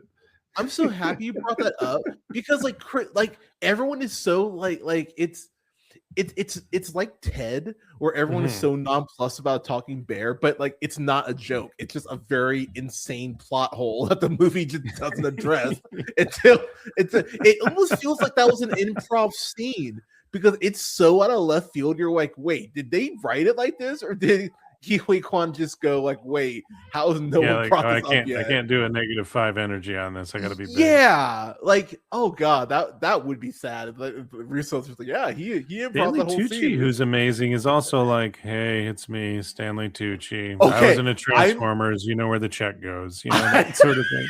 That's the energy he's bringing. I'm so happy you brought him up too, because oh man, his level of like. I guarantee you, he was just like in between scenes. He was just like, "Oh man, can't wait to buy that for the new kitchen renovation. I'm gonna buy that. I'm gonna buy that," because like there is no way he took this shit for the check, because he's very Stanley Tucci like baseline. Like, all right, I know how to play the villain. I'm gonna keep it like level 2.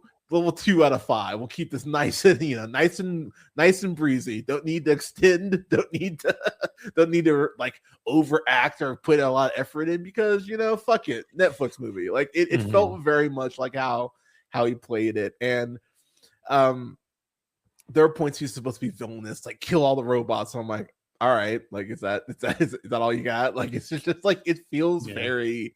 He never feels like a threat.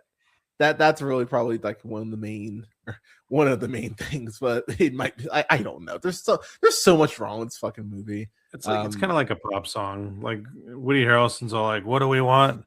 Freedom." It's like, oh, is this high concept sci-fi from the ideas in the mind of a Swedish artist going to get into what freedom means? And the robots are like, no. We're not getting into any actual ideas behind anything. We're moving along. We're saying the catchphrases. We're ending the film. Yeah, exactly. So that's my number 2. All right, y'all. So quick reminder of what is on the list here. All right, y'all. So just quick reminder. Fountain of Youth and Materialist tied at number 10. War of the Worlds at 9. Medea's Destination Wedding at 8. Flight Risk at 7. Family Plan 2 at 6, Brideheart at 5, Tyler Perry Straw Gag at 4, Hurry Up Tomorrow at 3, Electric State at 2.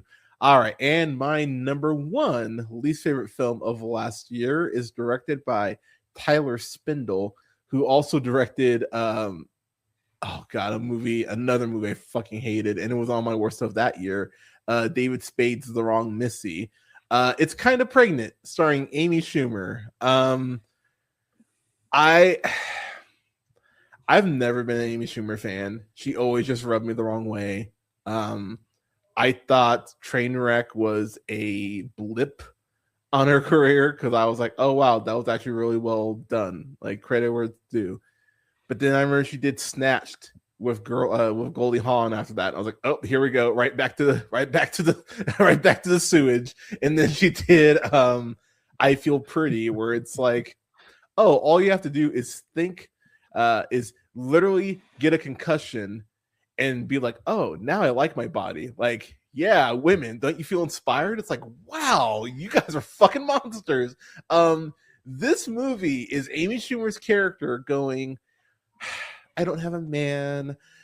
I wish I was pregnant. I want to be a mom. Oh, let me go into a maternity store and put on one of those pregnancy bellies. Oh no, one of my friends walked in the store and saw me and thinks I'm pregnant. You know what? I like the attention I'm getting from being pregnant, quote unquote. Let me go ahead and keep wearing this, which will now lead to several scenes of, oh no, I have to take a shower. Oh, I have to change, but I can't have people see that my belly is fake. Womp womp. And oh my God, this movie is just like, it's so bad. It's bad in that way where if someone wrote a script like this, you would just be like, dude, you need to just abandon this idea. Like there's just no way for you to even like backtrack on this. Like, your foundation is faulty. And that is really the biggest issue of this movie, is that the premise is faulty as fuck. Because if you did this, people rightfully so would go, you're a fucking monster, I never want to talk to you again. And yet the movie treats it like it's some sort of charm. And that Will Forte is the love interest in this, which I was like fucking shocked, honestly, to see that was Will Forte. I was like, wait, what? Okay, he's a romantic lead, sure. Love Will Forte, love MacGruber, Last Man on Earth is fantastic, like big fan of his. Yeah, absolutely. I don't know why the fuck he signed on to this. Like, I would genuinely ask him, I'd be like, dude, why? Like, because the thing is that as you're watching this, you realize that he's gonna forgive her at some point. Like, she's gonna get caught, or she's gonna tell him, and he's gonna somehow be able to move past this. And it's treated with such a lack of weight that I was genuinely floored. I was like, wow, she fucking lied to you about this, dude. And this is not like oh, hey, I forgot to start the dishwasher. This is a big fucking deal. And he's just like, yeah, I can't believe you're crazy enough to do that. And he's like endeared to the fact that she did it. I was like, are you fucking serious? And the movie just goes, yep, they got together. Aren't you happy? And I'm like, no, absolutely the fuck not. and even her friend, like, she really does just get kind of a pass on it. And I just went, no, nah, I'm not accepting that shit. Her friend in the movie, Jillian Bell, who I'm a huge Jillian Bell fan because I loved her on Workaholics.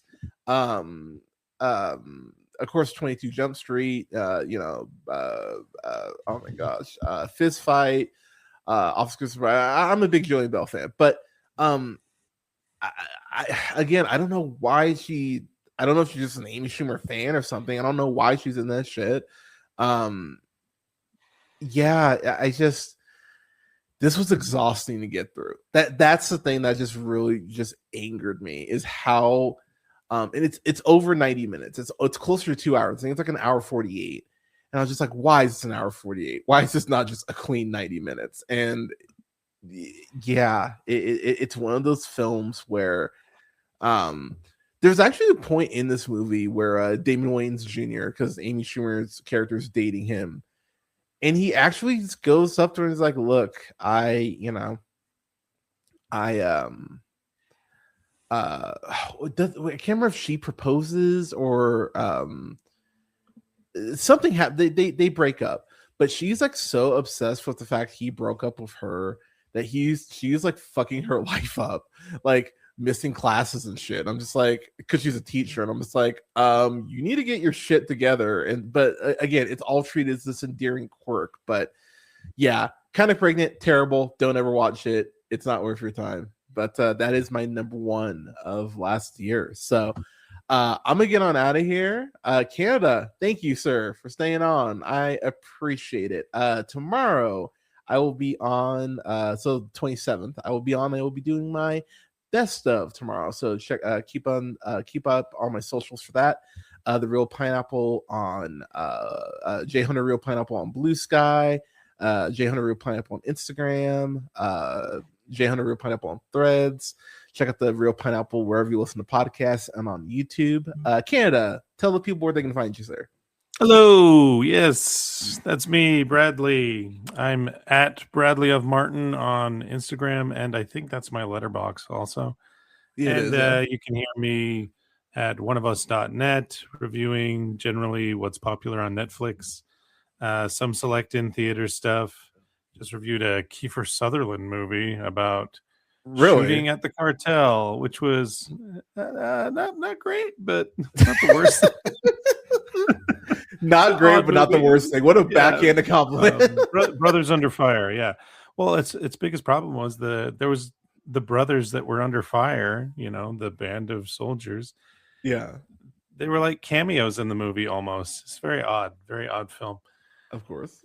But yes, also next week we should have the Beef Season 2 and the Invincible review up. So those ones will be looking forward to chatting and posting. So because those were actually kind of great. It's always good to you probably know about this. You just did a worst of. Isn't it nice to actually watch something you enjoy?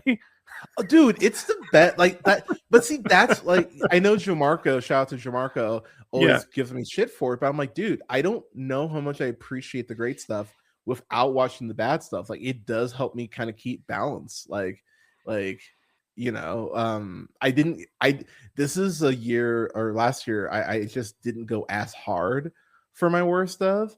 But the stuff I did see that was bad, I was like, God damn, I did watch some bullshit though last year. So I mean, this year I'll be kind of back to normal rotation. But there was some bad stuff last year. But it actually really did help in terms of last night, because I went through one more time and redid my best of list. And I was like, okay, I actually feel good about where it is now. But going through and doing both lists last night, it was like, yeah, I watched some great stuff. I watched some bullshit. So I'm excited to get the Beef Season 2. That's the next thing, is get caught up on TV. So I'm gonna start Invincible Season 2 tomorrow. Because I am on Season 2 of Invincible. I am behind. So I think Sterling K. Brown makes his debut in Season 2, so that'll be fun. Ooh, sweet. All right. Well, hell yeah. Awesome. I love that dude. I do want to watch. Have you seen Paradise? Is that what it's called? Paradise? Not yet, but I think my mom-in-law's watching it and liking it. But okay, I'm gonna add that to the list, because I really like Sterling K. Brown. I'm a big fan of his. But yeah, y'all. In terms of what's coming up next, I will have a review. Best of will be tomorrow. Like I said, keep an eye out on socials. I will have a review on. I believe it's gonna be. I think it's May 2nd. I think that's the finale for Daredevil. Oh no, it's the 12th is the finale. So I will have a spoiler finale for Daredevil Born Again Season 2. I saw it last month. I cannot wait to talk everything about that. It's so good. And then we'll have a review for The Punisher, One More Kill, special presentation same night as well. So that'll be coming up. And then I'm gonna try to get to see Project Hail Mary in the theaters. I'm gonna try to get to check that out before that leaves theaters. But y'all got some reviews coming up. But everyone, stay safe, take care of each other, give someone a hug, give someone a compliment. Could all use more positivity. Never forget, as always, to keep it real. And Canada, thanks again for coming on, sir. Appreciate you. Thank you for having me. I appreciate it. Have a good one, y'all.